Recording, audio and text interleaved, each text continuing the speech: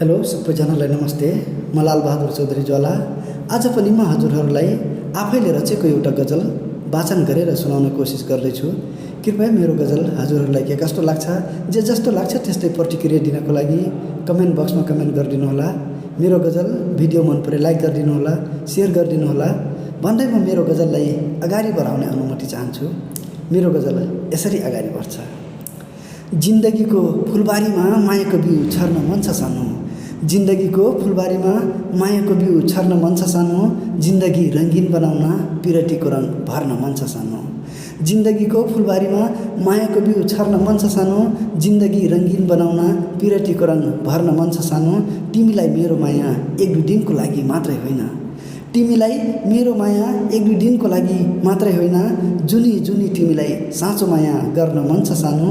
जिन्दगीको फुलबारीमा मायाको बिउ छर्न मन छ सानो, जिन्दगी रङ्गीन बनाउन पिरतीको रङ भर्न मन छ सानो।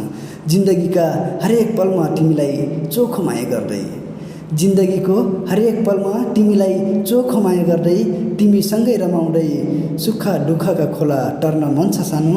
जिन्दगीको फुलबारीमा मायाको बिउ छर्न मन छ सानो, जिन्दगी रङ्गीन बनाउन पिरतीको रङ भर्न मन छ सानो। जन्मपछि हाम्रो मृत्यु एक न एक दिन अवश्य नै हुन्छ, जन्मपछि हाम्रो मृत्यु एक न एक दिन अवश्य नै हुन्छ, तर पनि यो ज्वालालाई तिमीसँगै मर्न मन छ सानो, तर पनि यो ज्वालालाई तिमीसँगै मर्न मन छ सानो। जिन्दगीको फुलबारीमा मायाको बिउ छर्न मन छ सानो, जिन्दगी रङ्गीन बनाउन पिरतीको रङ भर्न मन छ सानो, जिन्दगी रङ्गीन बनाउन पिरतीको रङ भर्न मन छ सानो। हस्, धन्यवाद।